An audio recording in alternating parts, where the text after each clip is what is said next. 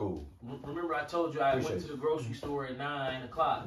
Oh yeah, the other night. Right. Now the only reason I did that is because during the double dutch, I waited my turn to jump in between the double dutch. I felt it. So I said, you better go now, because if you wake up in the morning, you won't have the confidence to leave the house.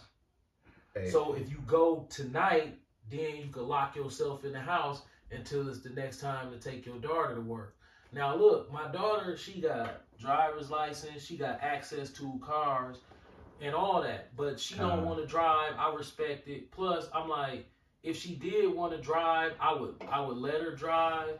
But to be honest, I'm more comfortable taking her because it give me something to do, right? Facts. Plus, I'm afraid for her just as well as I'm, bro. This. Put it like this. Hey, when I was talking about waiting to jump in, y'all remember, y'all know how that go. What they do? Yeah, you like. That's how I have to leave the house. Bro, literally, I'll come outside. First, this is my process for leaving the house. I'll pull the ring and look on the ring first. I'm like, ain't no strange cars out there. Boom. Then I'll come look out the window. Boom. Okay, everything seem okay. Boom. Then I'll go outside, kind of look again. And then when I get to the corner, I hurry up and turn. The reason I do that is if, in my mind, if somebody that's looking for me see me, I don't want to let them see me turning off this block, because then they'll be like, okay, he was coming off this block. So I get on the main street real fast. That way, if they see me, they don't know where I came from. Yeah. You know what I'm saying? But if they catch me at the end of the block getting ready to turn, common sense will tell you, okay, you want to do, stay down there. They come back and hit the block, they're going to see your car. Like, this is how messed up my mind is. Then I'm watching everything in my rear view far back as I can see. Right. Okay. I'm talking about, bro, better not nothing stay back there. Now, what about this? Now, you was talking about mental illness. And you let that fly right there, man. I wish I could. Man. Oh, man. Shit. Oh, boy. He was about to be dead. Elder, don't forget to share with the people, man, because you struggle so heavy with mental illness, right? Wasn't it a prescription they wanted to give you that you refused to take? See, I was going to get to that. The problems that I have, they keep trying to give me drugs. Bro, I can't do it. I can't do it. It's. I got a scripture for that. I'm gonna have Kyle grab. I'm listening to you, bro. I can't do it, bro. Like, I was addicted to opioids for 4 years. Vicodin. I was like, what? In my late 30s. I can't do the pills, man. Xannies. They want to put me on Xannies. I'm like, man, I'm not finna go on those Xannies or drugs like that, psychotropics. I'm not going on psychotropics. The beautiful thing is, this mental health problem, these demons, didn't hit me until I don't have to support nobody. See, I don't have to support nobody. So because I don't have to support nobody, I'm winning, because I don't have children to look after. My children got their own money. They got their own stability. My wife got her own money, her own stability. So when I crumble or I come up short, I don't have to worry about, oh, they don't have. You know what I'm saying? They gonna have. I made it. My children became grown before my mental health issues came into play. That's a blessing, though. Already. Because I handled my business when they was young. Oh, yeah. Yeah, I was handling my business back then. Yeah. But it was, when you look at the innuendos and nuances of my life, the mental illness was there then. It was just it was in remission. Because when you're young, you have a little more drive and you can block things out. But as you get older, you become more aware of what you're trying to fix. Like I was a glutton, a smoker, and a miser, a lover of money. That's what miser means. Yeah. And damn, I cannot. And but a matter of fact, I remember I went to the dentist, right? Now, I would brush and floss. And then, so I go to the dentist one time. And they like, yeah, you know, we got to do this. And they clean my teeth. And I just kept seeing them break off these big whitish yellow chunks of shit off my teeth, right? And I'm thinking to myself, like, what the fuck is that? And so I'm like, I was confused. And they said, well, that's plaque. Yeah. I said, well, what's plaque? I floss. They said, no, plaque sticks to your teeth, and flossing and brushing don't get it off.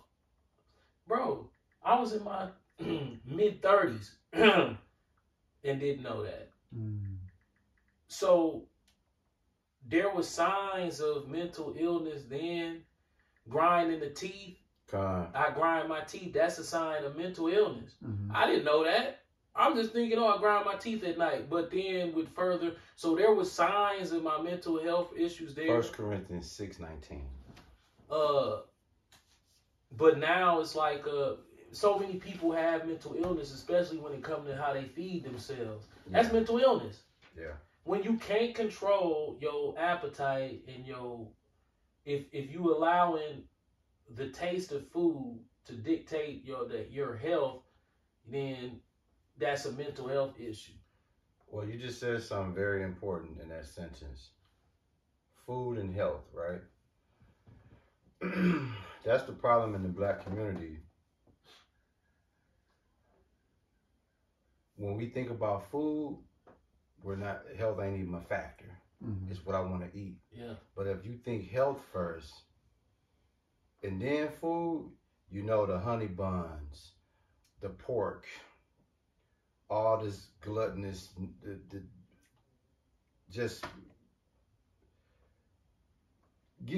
we talked about you not taking them pills. Give them that. Let them hit them with that one. 1 Corinthians, chapter 6, verse 19. What? Know ye not that your body is the temple of the Holy Ghost, which is in you, which ye have of God, and ye not your own?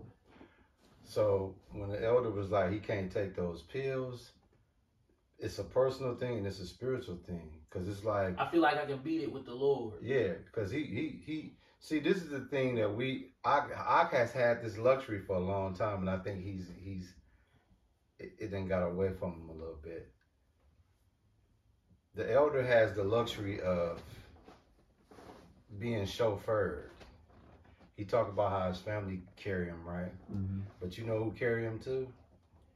The Lord carry him. So a lot of times when he leave out and he out here and he's like, damn, man, let me get out here and get right back in. Yahweh in the back seat, like,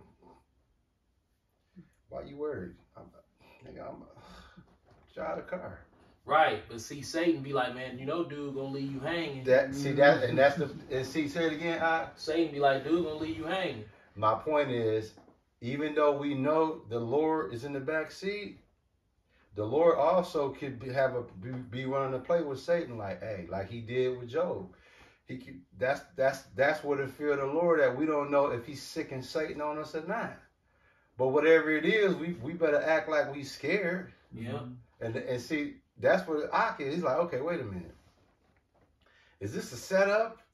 Or listen, I picked my mom's up. This is funny because I hear this. So you gotta remember, I'm old. We done got old. So I hear this from a lot. I hear this from young people. I hear it all the time. So all folk. Yeah, I hear it so much to where it's redundant. So I pick my mom's up and we ride and she looked at me and I'm telling her, you know, I'm going through these mental problems. She said, well, you look good though. I'm laughing on the inside. I'm like, you don't understand how much I hear that. Now look, for those who don't know, I just did it. I said, if you look at him, you be like, damn, okay, dude, he's straight. I'm done. See, this is what I'm trying to tell y'all. I'm a crackhead I'm like literally worse than a crackhead. When it comes to being fucked up. See, the worst thing, I'm finna let the cat out the bag. Family or anybody that know this guy, the worst thing you could tell dude is you look good. Why? Because it don't answer this issue. It don't answer his paranoia. My shortness of breath. Yeah, it don't answer none of that. He's offended. Inadvertently offended. Because it's like, wait a minute. How y'all see that and y'all don't see this? And y'all don't see this and y'all don't see, like, and so his whole thing is, even though the body might look good and all of that, right? But that don't mean shit to him when you got all this other shit going on. Right. Because he need the answers to that. I need, he who findeth a wife findeth a good thing. Always awesome. This the honest truth. He got that too. If it wasn't for the support of my family, I would be homeless, living underneath a bridge. And you know what's funny? He's blessed with he got a great support system. I talk to him about it all the time. And when you have it, you don't see it like when I look at it, it's different. See, he inside. So he ain't gonna see, he don't have the same perspective as somebody looking at it from the outside. So when I look at his family, and I'm like, dog, you one beat, one band, one sound, right? And then the extension of his mom's, like she's an extension of that. So he got the parental advisory, and it's bro. I'm the weak link in this house. For sure.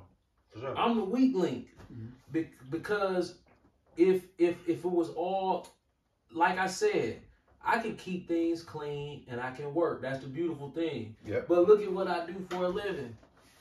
It was like the Lord knew I was gonna be fucked up, so He was like, get a little nigga his ball back. Facts. Cause I got a CDL. I can't drive no truck. I'm messing around, be done pulled it over on the side of the road, got out that mug and walked off and had my wife come pick me up to get me. With the keys in the truck. With the keys left in the truck. Running. Yep, I'll be in the passenger seat. I'll be in the passenger seat of my wife's truck with the seat let back, shaking like this, like take me to the emergency room. Like this. Get to the emergency room, they like, here he is again. What you doing back here? I'm dying. You're not dying. Yes, I am. At some point, it's going to be true. So, you know, it's just... Take it for what it is. Yeah, man. And then they going to be called, where'd you do? Where's the truck? Where's the load? Hey, ain't no load. Bro, I had to turn down a haircut today. Because the left side of my chest was hurting. And I'm dizzy. And my mind started racing. I damn near started crying. Like, man, because people kept calling. And I'm thinking to myself, like, man, this is Satan. Well, you got to understand, y'all, as we get ready to close out, man, the elder, this is like, we try to find humor in some of this, but we really serious. Mental illness, I did a lesson earlier today about it. Mental illness, dog, we wouldn't wish that on the enemy. But the point of it is, you looking at spiritual men, servants of the Lord, that's just trying to do our part. And Satan, for some strange reason, is trying to infiltrate. Oh yeah. You, as much as we talk, what do you think the main motivate? And he gonna answer this right, cause I already know. Why do you think I couldn't go to my father's funeral?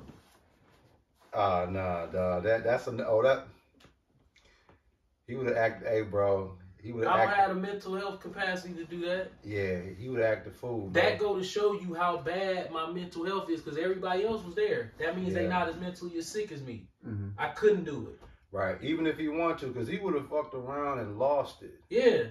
First of all, I don't know how if I would have got there without, because whether my father passed away or not, I have to fight every day to stay from being so afraid. Yeah, and that was now when you look at it in the spirit, his dad, just for the congregation that don't know, his dad was somebody. So he wasn't just your regular local guy. This guy was very, very, very known.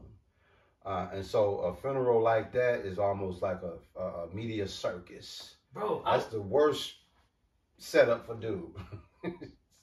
A media circus. Now look, I'm gonna tell you how family is. They don't give a fuck about your mental health problem. Nope. They know what they got an idea of who they think you are in their mind. But put that shit to the side. And come on down. And then be like, oh, well, you should do the things the way we want you to do it, or we perceive. They don't know anything about mental health problems. They don't know shit. They don't care. Right. Right. They look at it like you supposed to act like this. Like, bro, I don't have the mental capacity to act like that. Mental illness is not some shit you turn on and turn off. Bro, I don't think you understand. I wandered around downtown for 2 years. He did. He seen some shit too in 2 years. I mean, a lot of times he would call me in action. So I listen. I didn't even know why I was doing it. I just would leave home. The one thing that is funny is everybody down there thought that I was one of the people who lived under that bridge. On the viaduct, yeah. Because I would be down there walking around, you know, I ain't getting no haircuts and shit like that. I walking around, shoes, I was looking just like them. Yeah. I really wasn't doing it on purpose. That's just where I was at the time. Yeah. And I started to look at those people different. I started looking at them like, damn, I'm really one of these people right here. Facts. When all of that desire to want to be looked at as some big baller boss just sap out you start looking at yourself like, well, what the, you know, remember in iRobot we said, Detective Spooner, what am I? Yeah. Like, you take off all the European labels, right? Yeah. You jump from behind the wheel of a European car. What do you have left? Right. Like, literally. Like, so I started to shed those things, and I'm thinking to myself, like, I really ain't nobody without this shit. Like, you take away this man wardrobe and that car, and then 3 times a month haircuts, you gonna look just like this nigga underneath this bridge. Yeah. So you gotta have this European label and this fine automobile to feel like you somebody, and everybody's lost in that. My mental health issues come from more than one place. It comes from actualization as well. Facts. Yeah. Oppression make it for wise man go crazy. Because I realize all that is oppression. Bro, that's slavery. You Absolutely. need to be branded. That's what they do to cattle. Yep. Yeah. So for me to feel important, I gotta have on a polo shirt. You know, it got so bad, niggas was wearing, the Old Navy blue cargo shorts look just like the Ralph Lauren cargo shorts. The Ralph Lauren cargo shorts don't say Ralph Lauren on them. They say it on the inside. Facts. The Old Navy ones don't say it on them. It say it on the inside. But instead of buying the Old Navy ones for $7.99, which is the same, if not better quality than the polo, they the same quality. I've been wearing Old Navy and polo. Old Navy is the same damn quality. Fact, If not better. If not better, right. So I go to the polo outlet and spend $90 on a pair of polo shorts, and the same thing as the Old Navy shorts is $7.99. Then I put the polo shirt on, and then and in my mind, this is how mentally ill I was when it came to being on the other side of mental illness. Because that was mental illness too. I'm walking around and I'm saying it to myself, yeah, this all polo. Because nobody else is going, they only can make assumptions, but there's this confidence that you've given yourself in knowing that you done spent $90 on some shorts that don't nobody care about but you. So in your mind, when you got them on, that's what you telling yourself. Yeah, this all polo. You've even seen these mentally ill niggas, celebrities. They'll even show you. They're like, these polo. And they'll, look, see, look. Yeah. Polo draws. The fuck you need some polo draws? I wouldn't wear nothing if they was not polo draws. I wouldn't even wear them. My wife be like, Hanes, I don't want to wear Hanes. They got to be Polo. Think about this, man. Yeah. And then the black community cheering me on. They cheering this bullshit on. Yeah, he be geared. He be geared. He always be geared. Stay fly. Then when all that's gone and you start to look at yourself, you stuck with having to deal with who you really are. Then a layer of depression comes, a layer of actualization comes. The mental illness that I'm suffering from, that's just something that spawned, it was just part of the affliction that the Lord was going to give me in my lifetime. But I'm trying to tell you, bro.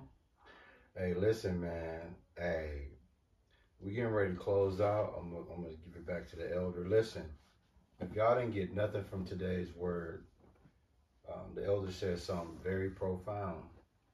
He opened up his personal life with y'all. That's another thing about this church, about Open Church. We share what we have, because our whole goal is, if anybody going through this, you ain't alone. But the elder just said the stability of times, oppression makes the wise man mad. We've been oppressed over a decade. We just didn't realize how severely oppressed we are. Y'all need to listen, man. We on borrowed time. If you have a family that love you and you close with them, value that, cherish that, because at the end of the day, that's what you got to turn to if you can go out there and make it back home. If you got a family you can come home to and be like, man, whew, that's your best ticket. That's more valuable than a mansion. That's more valuable than these material all y'all chasing after. Health and family support, that's the $1 million. And the fearing of the Lord, that's the money shot. All this other shit out there, you losing. Man, it's a loss. It's losing, a loss. Man. And like, I'm gonna leave it to you, Octa. Do your thing, and you can close this. Whatever you got, we're gonna let that mug run. If it cut off before you finish, whatever. But I'm gonna let you. You can close this after you do your thing. Kyle, did you have anything you wanted to add on before the elder do his closing? I was cooking, man. I mean, the thing is, bro. Like, we're a church that we speak about real life shit that people go through, and it's in the Bible. Affliction, all of that, it's in there. And the elder just used itself as a spiritual guinea pig for others to understand. I didn't think that I would ever be afflicted. Not like this. I thought that I never really looked at affliction. Yeah. But when you look at the prophets' lives, the prophets of the Bible, which we not necessarily claiming to be, man, it has to be some sort of purification process on an extreme level. Absolutely. When you trying to deal on this heightened spiritual level. Yeah. And we had talked about, we come in, we were told this. It's like when you were a child, your mama trying to tell you something, and you said, I know. Yeah. And they get frustrated and mad because they know you really think you know. Right. And they like, you don't know. You're like, yeah, I do. I know. Like, that ain't your friend. You like, I know. Yeah, he is. No, it ain't. Yeah, he is. Like, you don't know. Then you get older, you say, oh, shit. You know what I'm saying? Like, damn, she was right. Yeah. When we came into the truth, we had some 19-year-old kids, 19, 20, 21. Some young. Sitting across from us. We 37, 38. I'm 38. Right, yeah. I'm 37. Then we got this 19-year-old, this 20-year-old, this 21-year-old kid sitting in our face saying, hey, y'all new, so y'all don't know about the affliction. We like, yeah, we do. They like, when you get into this, it's not gonna come right away. It's gonna take some years for y'all to feel the affliction. We like, yeah. Let me get another piece of gum. Yeah, spend some of that game, Goldie. Now, 13 years in, I'm like, oh wow. Yeah. Once you know God is there, all day. And I ain't talking about from a Christian perspective. I'm talking about a mean ass daddy perspective that wants you to do right. Right. Or he gonna whoop ass. Right. It changes everything. Because you can't be the monkey that you want to be without the fear. Mm-hmm. So when you're a Christian, oh man, you capable of anything. Because they don't teach you that part of the God. They teach you blessings and buffets and blessings. Prosperity. Yeah. Mm-hmm. Go to the buffet. Anything up there you can eat. You start right off with the ham. Like, ooh, shit, ham and cheese omelet. Let me get the ham and cheese omelet. Y'all just left church.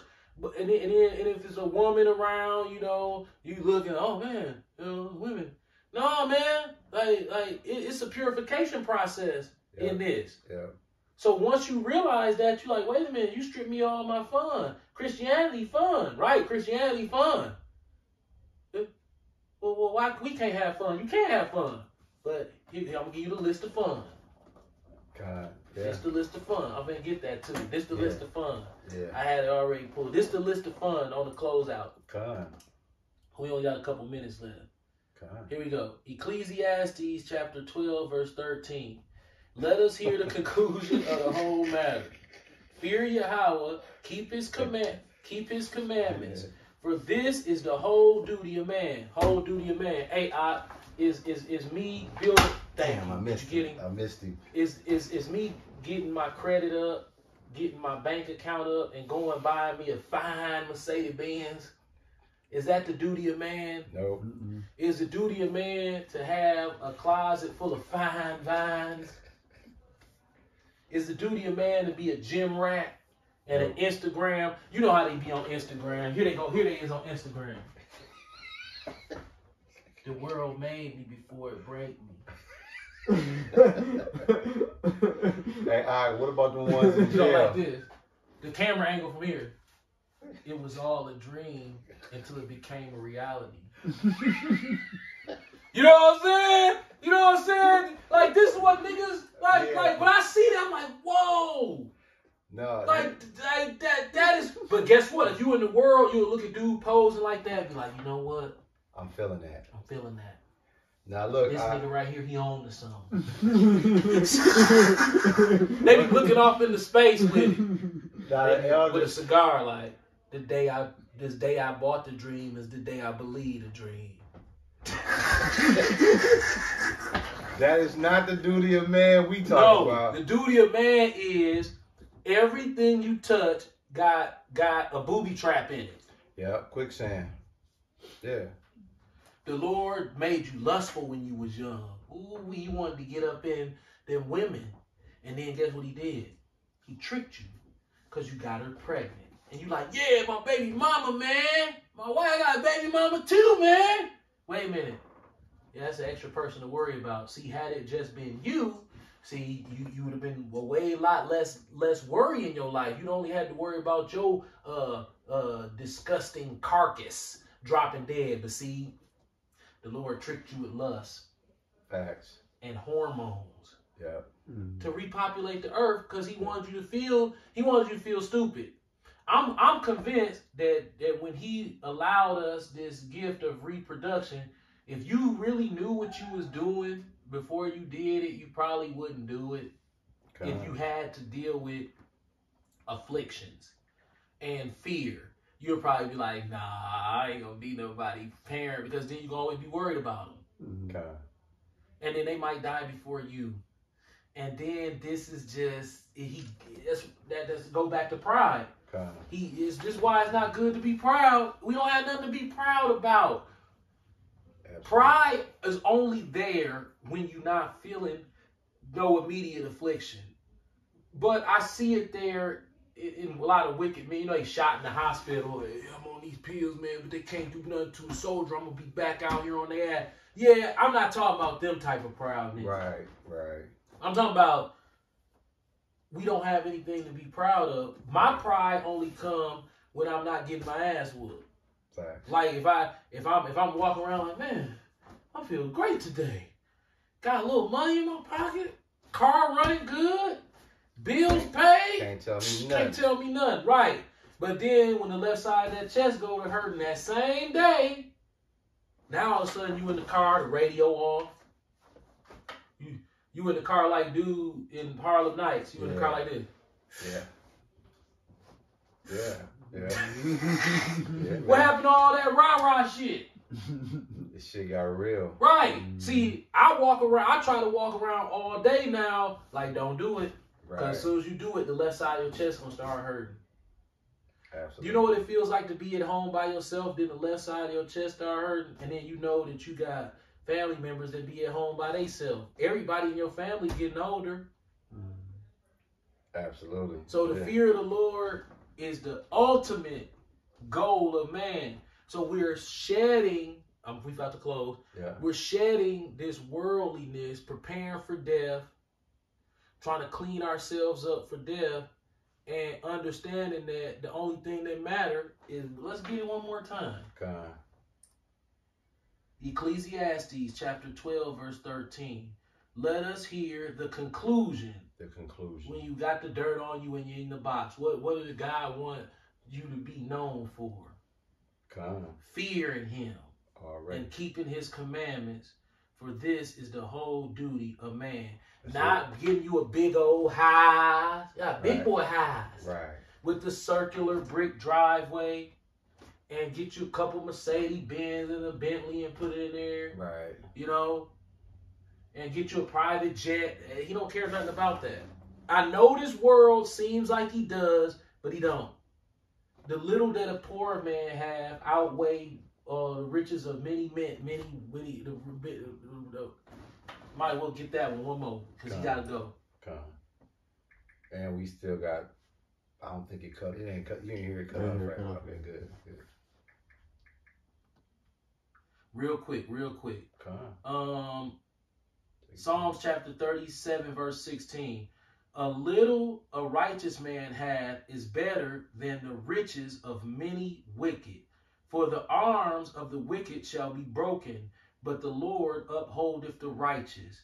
The Lord knoweth the days of the upright, and the inheritance shall be forever. So we 50 years in. If you take the circular driveway with the big boy mansion now with the pretty landscape, and you got about 20 years to enjoy it on a good day. Yeah. And that's that's pushing it. That's wishful thinking. Right. But the Bible says these the riches we going after. The Lord knoweth the days of the upright, and their inheritance shall be forever. You ain't got to worry about the bank taking the house. You ain't got to worry about the gutters being full. God. You ain't got to worry, man, my roof. Man, my car. Is something wrong with this? You ain't got to worry about that. These